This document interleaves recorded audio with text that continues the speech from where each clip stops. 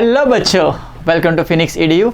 आज हमारा face test 1 का PABT का सॉल्यूशन डिस्कस करने वाले हैं। So I hope you did well in the exam. Let's begin the show. There is a solid sphere of radius r having uniform distribution throughout it. What is the relation between electric field E and R from the center where r is less than r? इस line पे ध्यान देना है। अगर inside है तो electric field is proportional to r inside के लिए, आउटसाइड के लिए होता है प्रोपोर्शनल टू 1/r²। तो हम देख सकते हैं inside r is less than r बोला था, इनसाइड के लिए पूछा गया, तो proportional to directly proportional to r, तो option C is the correct answer. Next question पे मूव कर जाते हैं। If the electric flux entering and leaving a close surface is φ1 and φ2, कुछ सरफेस है, क्लोज सरफेस है, इसमें से φ1 आया, इसमें से φ2 गया, तो नेट फ्लक्स आपका हो गया, इनकमिंग को अगर पॉजिटिव मान लो तो आउटगोइंग को नेगेटिव मानना पड़ेगा। Flux net equal to Q/ε0 होता है, तो φ1 minus φ2 into ε0 is the net charge, charge enclose हो जाएगा, है ना। इनकमिंग को अगर पॉजिटिव मान लो तो आउटगोइंग नेगेटिव हो जाएगा आपके लिए, है ना। तो Q1 माइनस Q2 इंटू ε0 हो जाएगा आंसर। सो ऑप्शन बी से मैच हो रहा है। Next question. Two infinite long wires having linear density λ1 λ2 respectively placed at distance r meters. एक वायर यहाँ पर, एक वायर यहाँ पर है, इनके बीच की दूरी r है, इनके बीच की दूरी r है। फोर्स पर यूनिट लेंथ पूछा गया। फोर्स होता है इलेक्ट्रिक फील्ड इनटू चार्ज, तो इसको मैं λ1 बोल दूँ, इसको λ2 बोल दूँ। इस पॉइंट पे फोर्स निकालना है या इस छोटे से रीजन में लेंथ निकालना है, तो फोर्स हो जाएगा, इसका इलेक्ट्रिक फील्ड यहाँ पर होगा 2k λ1/r, distance is r, into charge लिखना पड़ेगा। ये इलेक्ट्रिक फील्ड लिखा मैंने, चार्ज होता है λ2 इंटू इसका लेंथ, λ2 इंटू इसका लेंथ में मान लेता हूँ स्मॉल l। तो आपको पूछा फोर्स पर यूनिट लेंथ पूछा, तो l को इधर ले आओ। फोर्स पर यूनिट लेंथ यहाँ ले आए मैं, तो 2k λ1 λ2/r, फिर k इज 1/4πε0। इसको k ही दिया क्वेश्चन में, तो अच्छी बात है। तो मेरा ऑप्शन बी से मैच हो रहा है। Next question. Which of the following graph shows the variation of electric field due to hollow sphere? Hollow sphere electric field inside zero होती है, inside क्या होती है, जीरो होती है। सॉलिड स्पीयर हो तो अंदर, अगर नॉन कंडक्टिंग सॉलिड स्पीयर हो तो अंदर प्रोपोर्शनल टू r होता है, जो पहले क्वेश्चन में देखा था। तो अंदर जीरो होगी, ऐसा ऑप्शन मेरे को 1 में दिख रहा है, बाकी सब में अंदर कुछ वैल्यू दिया है, उसको सोचने की जरूरत ही नहीं है। तो option 1 is the correct answer. अंदर जीरो, बाहर 1/r²। ये प्रोपोर्शनल टू क्या हो गया, electric field is proportional to 1/r²। यहाँ पर प्रोपोर्शनल टू r, ये सॉलिड नॉन कंडक्टिंग स्फीयर के लिए फॉर्मूला डायग्राम बनेगा। ओके, नेक्स्ट क्वेश्चन में चलते हैं। स्टेटमेंट 1 एंड 2 दिया। Statement 1, no work is required to move along test charge along any 2 points equipotential surface. Potential same है, work done लिखा जाता है पोटेंशियल डिफरेंस इनटू चार्ज। अगर इक्विपोटेंशियल सरफेस है कोई भी सरफेस, तो यहाँ से यहाँ पोटेंशियल सेम है, हर जगह पे पोटेंशियल सेम है, तो आप इस सरफेस पे मूव कराने से वर्क डन का 0 मान सकते हो, बिकॉज पोटेंशियल सेम है। Potential difference into charge is the work done, potential difference into charge is the work done.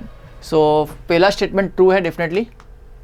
Okay, second statement, electric lines of force. देखो, मान लो यहाँ पर कोई चार्ज है, तो उसकी इलेक्ट्रिक लाइन ऑफ फोर्स ऐसी होगी, पॉइंट चार्ज की ऐसी होगी, इस चार्ज के कारण आउटवर्ड हो गया ऐसी। ये इलेक्ट्रिक फील्ड लाइन्स है। ये इस सर्कल पे हर जगह पोटेंशियल सेम है, तो इस सर्कल पे मैं कोई पॉइंट को मूव कराऊँ, इस पॉइंट से इस पॉइंट या इस पॉइंट या यहाँ पर कहीं पर भी मूव कराऊँ, तो वर्क डन 0 है। और ये दोनों परपेंडिकुलर है, बट ये बोला mutually perpendicular to each other. ये लाइन इसके साथ परपेंडिकुलर तो नहीं है, तो गलत आंसर हो जाएगा, ये फॉल्स हो जाएगा। Option C is the correct answer. Statement 1 true है, स्टेटमेंट 2 फॉल्स है। Next question. 27 ड्रॉप्स को ज्वाइन कर दिया 22 वोल्ट ईच। स्टैंडर्ड क्वेश्चन है, तो small R into 27, small R cube into 27 equal to capital R cube. Volume को equate किया, तो capital R is 3 times small R, पहला रिलेशन।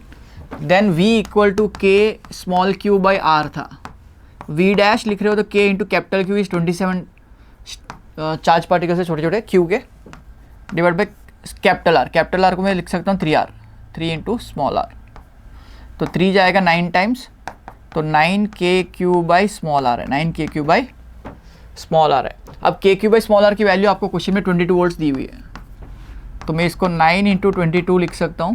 9 10 ज़ा 220 होता है, तो 22 सपरेट कर लो तो 198 आंसर आपका आ जाएगा। So this is also straight forward question, बहुत ही स्टैंडर्ड और रेगुलर क्वेश्चन है। नेक्स्ट क्वेश्चन में चलते हैं।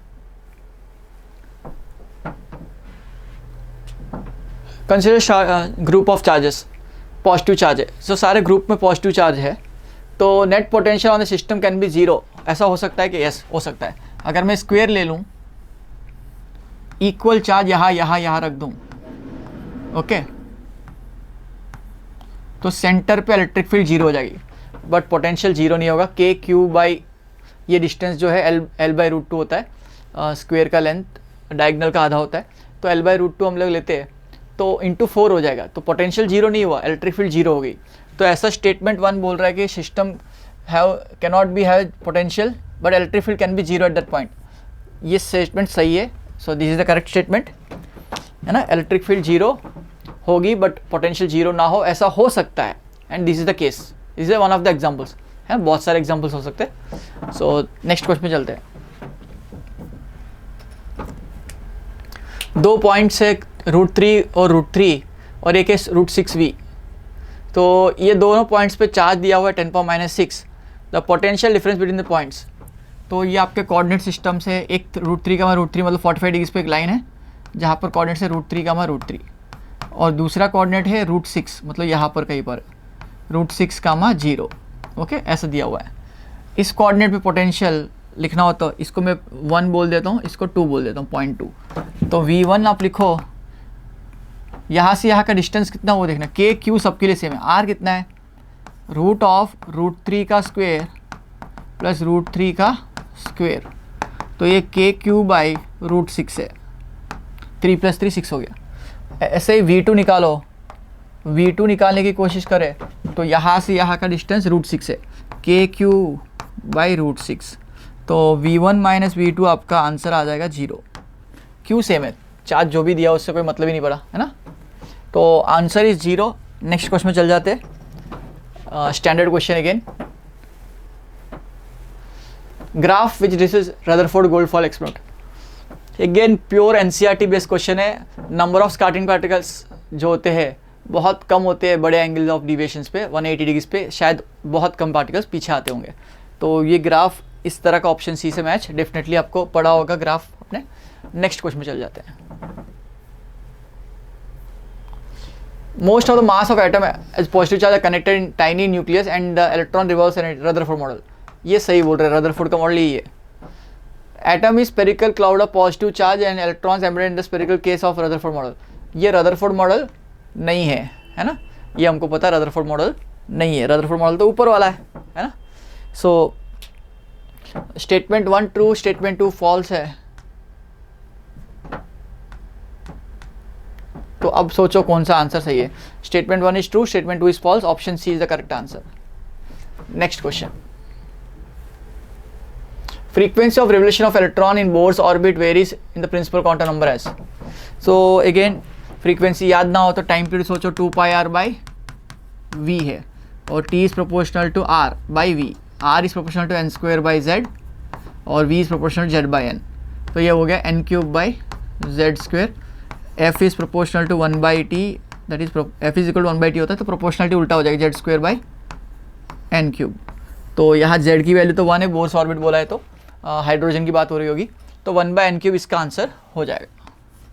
स्टैंडर्ड फॉर्मूला याद भी हो जाए तो ज़्यादा अच्छा है, नहीं होता तो ऐसे 2 स्टेप में आप डिराइव कर सकते हो। नेक्स्ट क्वेश्चन में चलते हैं। The energy of hydrogen atom in the ground state is -13.6। Helium atom पे फर्स्ट एक्साइटेड स्टेट मतलब सेकेंड ऑर्बिट का पूछ रहा है। तो एनर्जी का nth स्टेट का फॉर्मूला होता है -13.6 z²/n²। फॉर हाइड्रोजन के लिए फर्स्ट स्टेट के लिए हो जाएगा -13.6 बिकॉज z = 1 n = 1 है। फॉर हीलियम के लिए सेकेंड ऑर्बिट के लिए देखते हैं तो -13.6 × 2 का स्क्वायर, z की वैल्यू 2 है उसकी, n की वैल्यू भी 2 है, तो ये भी -13.6 ही आ रहा है। तो सेम आंसर आ रहा है option number A. Next question, first excited का ध्यान रखना है ना, फर्स्ट स्टेज नहीं पूछा। Some energy levels are given, λ1/λ2 पूछा गया। तो λ1 is basically hc/ΔE। Delta E मतलब E final minus E initial, E final minus E initial. Okay, तो 2e माइनस ई हो जाएगा, तो एच सी बाई ई हो जाएगा। एनर्जी लॉस कितना हुआ, H C by energy lost. Lambda 2 के लिए लिखो H C by 4/3e minus E, तो आपका आंसर आ जाएगा 1/3e मतलब 3hc/e। अब hc/e पूरा लैम्बडा 1 है, तो लैम्बडा 2 is equal to 3 into lambda 1, तो लैम्बडा 1/2 पूछा है आपको, लैम्बडा 2 पूछा गया है, तो 1/3 मेरा आंसर आ जाएगा। 1/3 मेरा ऑप्शन नंबर डी से मैच हो रहा है। सो अगले क्वेश्चन पे चलते हैं। अगेन है easy question from boards atomic model, direct question है, ये तो आप कर सकते हो बहुत इजीली। चलो नेक्स्ट क्वेश्चन पे चलते हैं। Hydrogen atom having radius is much, radius दे दिया आपको, डी ब्रोगली वेवलेंथ पूछा गया, तो हमको पता है अगर बोर्स मॉडल यूज़ कर रहे हो तो 2 pi R equal to N lambda होता है, तो आर दे दिया आपको, 2 pi R equal to N lambda होता है, तो 2 पाई इंटू आर कितना दिया 4.65 10⁻⁻10 है ना। एंगस्ट्रॉम में पूछा तो -10 को चेंज नहीं करना, हमको ऐसे रहने देते। ओके, एंगस्ट्रॉम में है ये, equal to N lambda, n का नंबर पता नहीं, एन पूछा गया कौन सा स्टेट है, revolving unit second excited state. Second excited state का मतलब एन इक्वल टू 3 हो गया,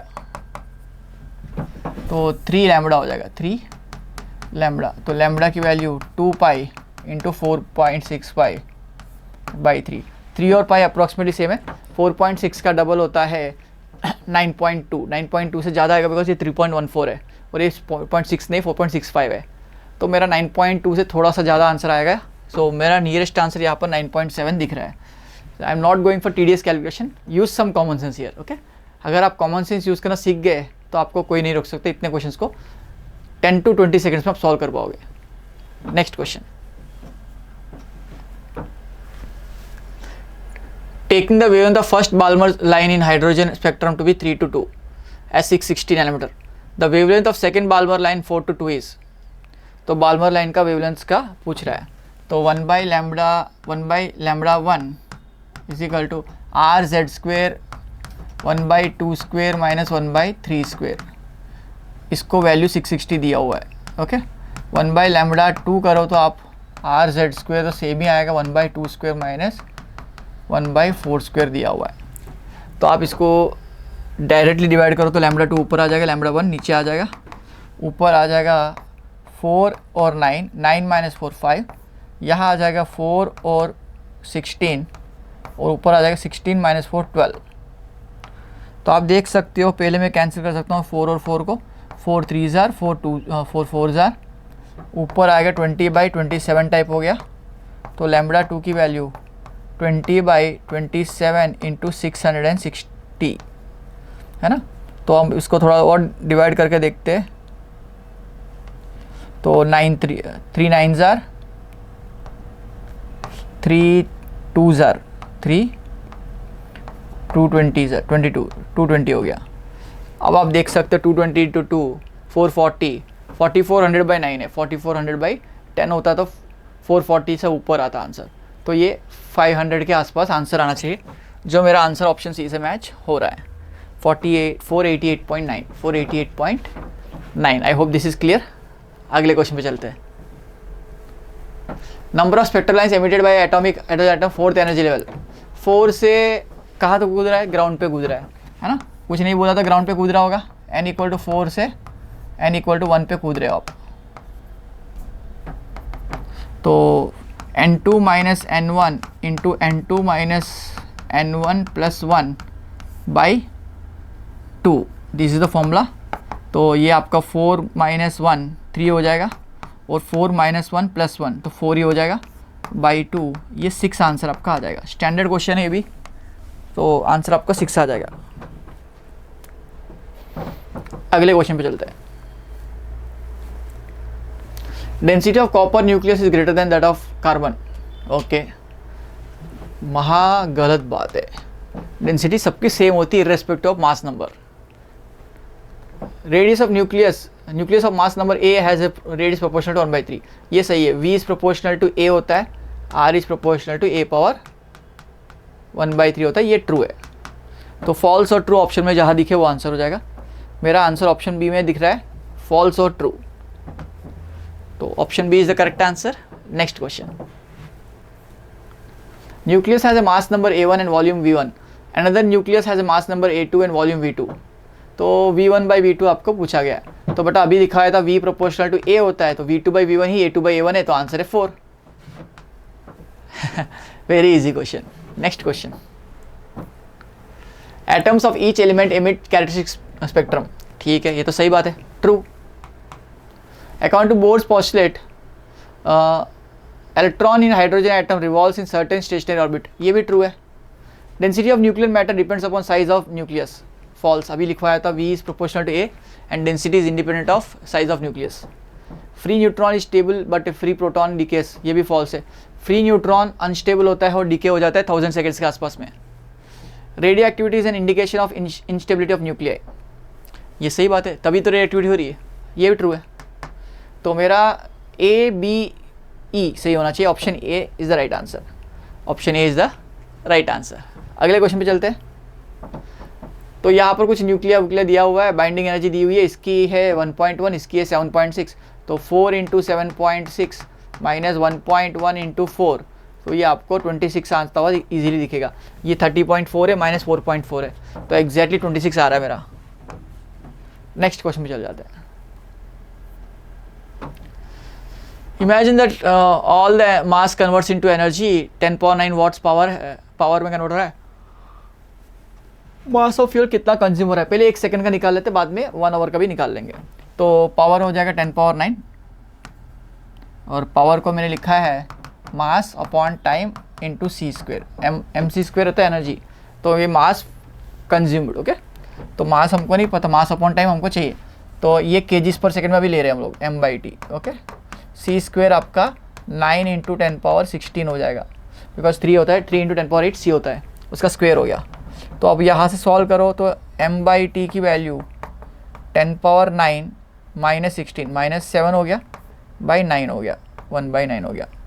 ये तो मास पर टाइम जो है किलोग्राम पर सेकंड में, kg/s में, तो इसको आवर में कन्वर्ट करना हो तो क्या करना पड़ेगा, इंटू 3600 करना पड़ेगा। तो m/t इक्वल टू 1 × 10⁻⁻7/9 × 3600, तो 9 जा रहा 4 टाइम्स, 2 जीरो गए तो ये -5 हो गया, ओके। तो मेरे को 4 × 10⁻⁻5 किलोग्राम आ रहा है आंसर में। इसको मैं 4 × 10⁻⁻2 ग्राम लिख सकता हूँ, जो ऑप्शन में दिया हुआ है। तो मेरा answer option number C. Next answer पे चलते हैं। तो अगले क्वेश्चन में प्रोसीड करते हैं। अगेन अच्छा क्वेश्चन तो नहीं कर सकते, बट हाँ थोड़ा सा कैलकुलेशन है which you can do. Next question, uranium, neutron, barium, krypton वगैरह दिया है, तो यहाँ पर आपको रिएक्शन डेफिनेटली याद होनी चाहिए। 3N01 आता है, न्यूट्रॉन आता है। आप बैलेंस करके भी चेक सकते हो, 56, 36, 92 तो हो गया, तो नीचे तो 0 आएगा। यहाँ पर 141, 92 का हो गया, तो ये 233 आ रहा है, 233 आ रहा है, तो 3 ऐड करोगे तभी 236 होगा, बिकॉज यहाँ पर लेफ्ट हैंड साइड में 236 है। मास बैलेंस, प्रोटॉन का बैलेंस भी करना पड़ेगा आपको। तो नेक्स्ट क्वेश्चन पे चलते हैं। ये आंसर 3 न्यूट्रॉन है, न्यूट्रॉन पार्टिकल यहाँ पर।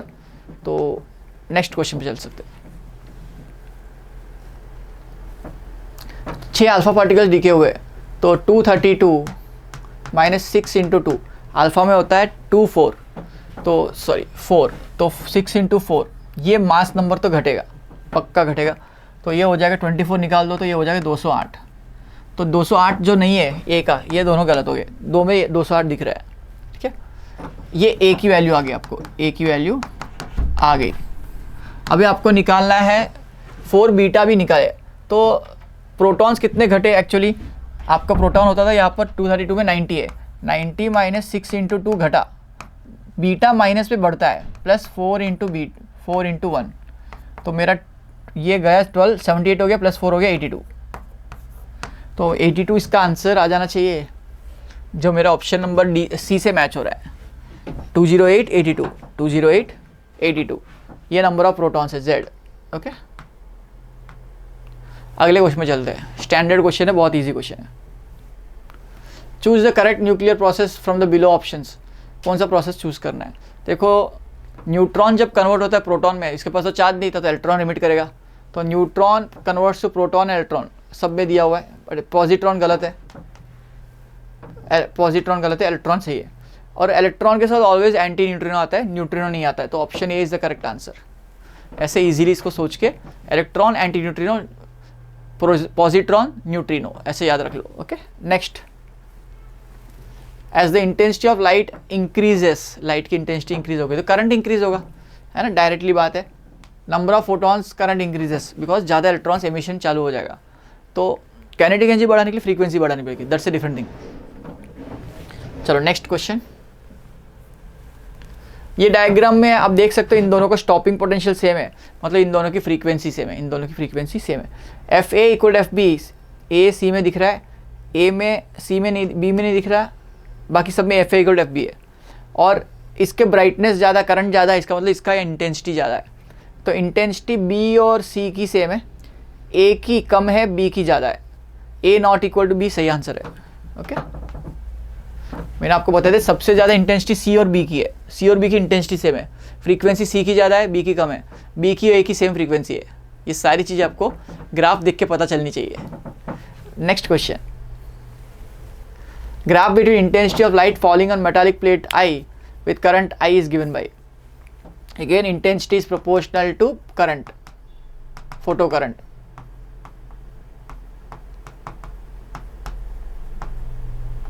तो directly line passing through centre, intensity zero कर दूं तो करंट नहीं आएगा, तो option B is the correct answer.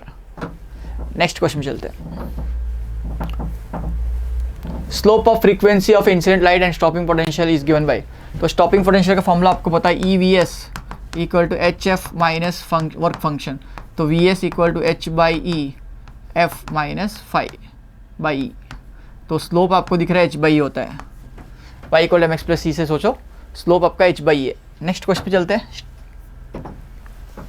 Work function of a metal is given by 4.2, threshold wavelength पूछा है, तो lambda is equal to 1240 by 4.2, तो ये आपको 4 जा रहा है 3 टाइम्स, है ना, तो ये समथिंग लाइक 3000 के आसपास दिख रहा है मेरे को, बिकॉज ये 4.2 है, तो ये 3000 एंगस्ट्रॉम के आसपास दिखना चाहिए, या 300 नैनोमीटर के आसपास दिखना चाहिए।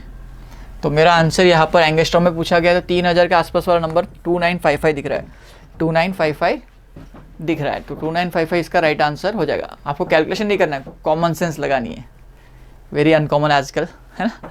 नेक्स्ट क्वेश्चन में चलते हैं।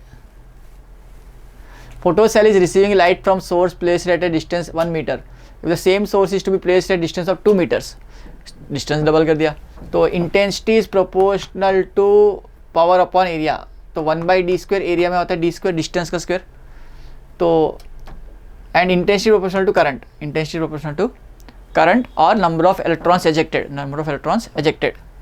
तो आपको पूछा गया, तो I is proportional to 1/d square और I is proportional to n, number of photons ejected, number of electrons ejected, तो n/t, number of electrons per second, ऐसा बोल सकते हो। ओके, तो यहाँ से हम देख सकते हैं intensity is proportional to n/t और 1/d स्क्वायर, तो डिस्टेंस को डबल कर दिया, तो n/t will be 1/4 times. Okay,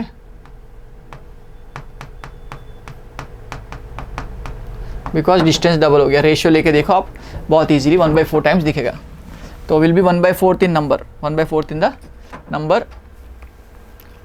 again standard और इजी क्वेश्चन है, अगर आपने फोटो इलेक्ट्रिक ढंग से पढ़ा है तो डेफिनेटली ये आंसर आपको आना चाहिए। Next question, maximum kinetic energy of photo electron emitted, kinetic energy maximum दे दिया, ईवीएस दे दिया आपको, है ना, सॉरी ईवीएस ये वाला है, ओके, ईवीएस ये दिया हुआ है, ये एचएफ है, इंसिडेंट फ्रीक्वेंसी है, ओके, एनर्जी है, तो आपका स्टॉपिंग पोटेंशियल भी ईवीएस यही होता है, जो काइनेटिक एनर्जी होती है वही स्टॉपिंग पोटेंशियल भी होता है, तो वोल्टेज हो जाएगा 4 वोल्ट, है ना, इलेक्ट्रॉन से डिवाइड कर दो वोल्टेज में कन्वर्ट हो जाएगा, तो स्टॉपिंग पोटेंशियल या स्टॉपिंग बैटरी जो होगी वो 4 वोल्ट की रिवर्स बैटरी लगानी पड़ेगी। Next question, photo and electron have energy E, lambda photon by lambda electron, same energy बोला, इक्वल एनर्जी। तो लैम्बडा फोटोन आप लिखो hc/e, लैम्बडा इलेक्ट्रॉन लिखो h/√2me, डिवाइड कर दो lambda photon by lambda electron, तो ई ऊपर आ जाएगा, h कैंसिल हो जाएगा, c टाइम्स √2c टाइम्स ई नीचे आ गया और यहाँ पर √2me ऊपर आ गया, तो ई नीचे आ जाएगा, तो c इंटू √2m/e, ये आंसर हो जाएगा इसका। तो 1/√e is the right answer, option B is the correct answer. ये आपका रेशियो हो जाएगा c into √2m/e। Next question, which are the following time displacement graph represent two moving objects p and q with zero relative velocity. Time displacement graph है तो उसका slope velocity देगा, अगर velocity equal होगी तो relative velocity zero होगी, तो slope parallel होना चाहिए, जो ऑप्शन बी में दिख रहा है मेरे को। ओके, स्लोप सेम मतलब वेलोसिटी सेम, वेलोसिटी सेम मतलब रिलेटिव वेलोसिटी जीरो। ओके, मतलब ये दोनों सेम वेलोसिटी चल रहे हैं, तो ये दोनों के बीच में दूरी चेंज नहीं हो सकती। जैसे आप ट्रेन में बैठा, आपके बाजू वाला बैठा है, तो आप दोनों भी चल रहे हो ट्रेन के हिसाब से, तो आपके ग्राउंड फ्रेम में देखा जाए तो चल रहे हो, तो आप दोनों की दूरी चेंज नहीं हो रही, तो आपकी रिलेटिव वेलोसिटी जीरो है। नेक्स्ट क्वेश्चन, ये drop from height of 3 kilometre per our and drop from height with initial velocity 4, the final velocity will be. ठीक है, अगर ड्रॉप कर देते हो तो u 0 है, तो 2gh की वैल्यू आपको आ रही 3 है ना, v²। अगर आपने ऐसे ना करके अलग वेलोसिटी से ड्रॉप किया तो v final square second case में जो हो जाएगा, ये फर्स्ट केस था, वहाँ आ जाएगा u², वहाँ पर 4 से फेंका आपने, प्लस 2gh। अब 2gh को मैं लिख सकता हूँ 3², तो v फाइनल जो हो जाएगा वो 4² प्लस 3² का रूट हो जाएगा, जो होता है 5 किलोमीटर पर आवर। तो option C is the right answer. Next question बोलते हैं, इजी क्वेश्चन था ये। Particle moving with uniform acceleration moves 24 meters and 64 minutes in first 2 consecutive seconds, first 2 consecutive intervals of 4 seconds each। तो बेटा 0 से 4 में आप चले 24 मीटर, अगले 4 सेकेंड्स में मतलब 4 to 8 में टाइम हो गया 8 सेकेंड, आप चले 64 मीटर्स। ओके, तो आपको पूछा गया है इनिशियल वेलोसिटी, तो इक्वेशन लगाओ, यहाँ से इक्वेशन लगाओ, 24 इज इक्वल यू कितना है अननोन है, u इंटू टाइम 4 प्लस 1/2 एक वो भी अननोन है, t² t कितना है 4 सेकेंड। तो आप इसको 4 से डिवाइड कर दो, तो ये हो जाएगा 6, u 4 से डिवाइड करके 4 चला गया, 4/2 2a, ये इक्वेशन 1 हो गया आपका। अब यहाँ से यहाँ लिखो, बिकॉज इनिशियल वेलोसिटी यहाँ की लिखनी, 4 सेकेंड्स में लिखो तो अलग वेलोसिटी आ जाती है। तो 24 plus 64 is 68, 78, 88, 88 is equal to u into 8 plus 1/2 a into 8 का स्क्वायर, 8 से डिवाइड कर दो, 11 is equal to u plus एक 8 चला गया, 8/2 4 है, इक्वेशन 2। दोनों को सेपरेट कर लो, तो 2a is equal to 3, 2a is equal to 3, तो a equal to 1.5 metre per second square. वो यहाँ प्लग कर दो, 3 हो गया, 6 - 3 3 हो गया, तो आंसर u की वैल्यू 3 मीटर पर सेकेंड हो जाएगी। तो सॉरी 3/3 हो गया, ये आपका आ गया 6 - 5 5 हो गया, तो सॉरी 11 - 6 5, तो 5/2 हो जाएगा, सॉरी ये हो जाएगा 5/2 2.5 हो जाएगा। एक्सेलरेशन हो जाएगा 2.5 metre per second square into 2 करो 5 6 - 5 1, u की वैल्यू 1 मीटर पर सेकेंड आ जाएगी। तो अगेन इजी क्वेश्चन, बिल्कुल टफ क्वेश्चन नहीं मानते इसके, काइनेमेटिक्स से purely. Next question, particle is launch at angle 15 degrees with the horizontal 1.5 kilometre. तो r1 आपका 1.5 है, u² g into sine 2 times 15 sine 30 1/2 होता है, तो u² g की वैल्यू 3 किलोमीटर आ गई, 3 किलोमीटर आ गई।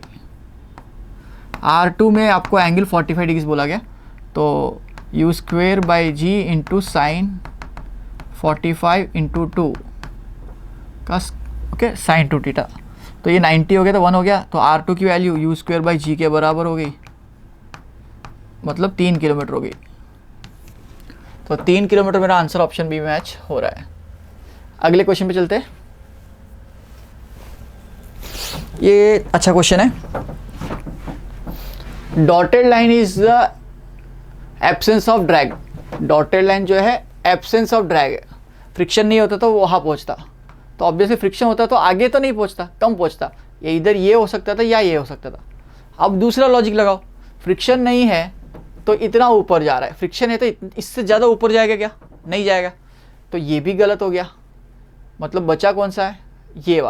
ये वाला ऑप्शन बी में दिया हुआ है। ऑप्शन बी यहाँ पर है, उसका आंसर ए में दिया हुआ है, उसका भी ध्यान रखना है आपको। तो answer A is the right answer, that is ये डायग्राम सही है, ये डायग्राम सही है, ये वाला डायग्राम सही है, ये वाला ओके, बाकी सारे गलत है। Next question. Aeroplane 490 metres above है और नीचे गिरने में जो टाइम लगता है उसको टाइम ऑफ फ्लाइट बोलेंगे, इनटू स्पीड लिख तो रेंज आ जाएगी। तो एरोप्लेन यहाँ पर है ओके, वो यहाँ से 490 ऊपर है, इसकी स्पीड 100 है, 100 metre per second, 100 metre per second है। तो ये ऐसे गिरेगा, तो आपको इसका रेंज बताना है। तो पहली बात तो टाइम ऑफ फ्लाइट निकाल लो, √2h/g से आ जाता है, √2 इंटू 490 बाई 9.8 कर लेते, ये 980, तो 100 का रूट 10 सेकेंड्स आ जाएगा। तो रेंज हो जाएगी time of flight into horizontal speed. Horizontal speed 100 दिया हुआ है, 100 इंटू 10, 1 किलोमीटर आ जाएगा आंसर। तो किलोमीटर में पूछा है तो आंसर 1 हो जाएगा, ऑप्शन बी। नेक्स्ट क्वेश्चन, अगले क्वेश्चन पे चलते हैं। Percentage and measurement of mass and speed are kinetic energy का परसेंटेज। तो k इक्वल टू 1/2 mv² होता है, डेल्टा k/k इज delta m/m plus 2 times delta v/v। इनका परसेंटेज करना है तो इंटू 100 कर लो, तो ये परसेंटेज में आ जाएगा। तो ये दिया हुआ है आपको, मास का कितना दिया है 2% और वेलोसिटी का 2 इंटू वेलोसिटी का परसेंटेज है 3, 6 + 2 8% आंसर हो जाएगा। अगले क्वेश्चन पे चलते हैं। Decimal value of 1/20। देखो 1/20 अप टू 3 सिग्निफिकेंट, 1/20 का आंसर होता है टेक्निकली 0.05, बट इसमें सिग्निफिकेंट डिजिट्स कितने हुए? ओनली 1। 3 करना हो तो आप इसके आगे 0 लगा दो, 1 2 इतने से 1 2 3 सिग्निफिकेंट डिजिट्स हो गए, तो ये आंसर हो जाएगा 0.05। 5 पहला नंबर है जो काउंट हो रहा है, उसके बाद जो नंबर्स आएंगे 0 हो नॉन जीरो काउंट होंगे, तो 2 0 और लगा दिया, तो आंसर हो जाएगा 0.50500। So option A is the correct answer. Next question, which are the following is dimensionally correct. Pressure is basically energy density बोल सकते हो, तो एनर्जी पर वॉल्यूम होता है, हमने बहुत सारे क्वेश्चन में देखा है। जूल अपॉन मीटर क्यूब, जैसे बेर्नौलिस थ्योरम में pressure energy per unit volume है, तो pressure energy per unit volume, pressure is energy per unit volume. Next question, which are the following graph represent the motion of a planet moving about the sun. तो हमको पता है Kepler's law से t² is proportional to r³, या technically देखा जाए तो radius of semi major axis होता है, बट अगर सर्कुलर मोशन मान दे तो r³ हो जाएगा, वरना a³ a is the radius of semi major axis. तो t² प्रोपोर्शनल टू r³ है, इनका ग्राफ बन रहा है तो डायरेक्टली स्ट्रेट लाइन आएगा। t वर्सेस r का ग्राफ अलग आएगा, t² वर्सेस r³ का बन रहा है। Okay, next question. 2 particles mass m moving with circle of radius r under the action of mutual attraction। Equal मास है तो सेंटर ऑफ मास पे रोटेट करेंगे, तो ये एक मास m का पार्टिकल यहाँ पर है, एक पार्टिकल यहाँ पर है, इनके बीच की दूरी 2r हो जाएगी, इनके बीच की दूरी 2r, इनका सेंटर ऑफ मास यहाँ आ जाएगा r डिस्टेंस पे। ओके, तो इस एक्सिस के अबाउट ये ऐसा सर्कल कर रहा है, ये सेंटर मान के ऐसे सर्कल कर रहा है, और ये वाला ऐसे सर्कल कर रहा है। ओके, तो फोर्स लिख दो, G⁻m² का whole square equal to mv² by r। आप सॉल्व कर लो, एक m कट जाएगा यहाँ से, सॉरी, ओके, और यहाँ पर आर स्क्वेयर में से आर कट जाएगा, G capital M by 4 R square में से आर कट गया है तो मैं वी स्क्वेयर लिख सकता हूँ, या वी को रूट ले लो, under root G M by 4 R, under root G M by 4 R option D से मैच हो रहा है। अगले क्वेश्चन की तरफ मूव करते हैं। Mass and diameter of planet have twice the value of the corresponding. तो फोर्स का फॉर्मूला, एक्सेलरेशन का फॉर्मूला होता है G capital M by R square, mass को डबल कर दिया G 2 times M, diameter double मतलब रेडियस भी डबल हो गया 2r का होल स्क्वेयर। तो इसमें ये 2/4 1/2 आ रहा है, 1/2 times G M by R square आ जाएगा, मतलब आधा आ जाएगा। अर्थ पे 9.8 है तो वहाँ पर 4.9 हो जाएगा। तो अगले क्वेश्चन में चलते, again a easy question, direct formula based question है। लास्ट क्वेश्चन पे आ जाते हैं। Energy required to move orbit move body from mass of m from orbit of radius r 2r to 3r।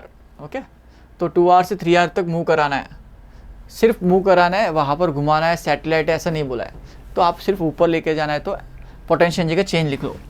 तो work done is equal to U initial minus U final, K final और K initial दोनों zero माना है आपने। Okay, तो minus G capital M small M by 2r minus of minus 3r।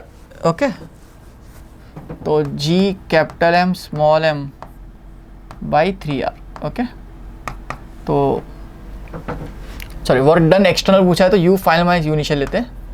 Work done external पूछा है तो U final minus U initial, तो minus G capital M small M by 3r minus of minus plus G capital M small M by 2r। LCM ले लो 6r minus 2g capital M small M plus 3g capital M small M, तो g capital M small M by 6r, ऐसा answer मेरा आ जाएगा। Work done equal to delta U. Okay, external. Next, this is the last question. I think you enjoyed this session.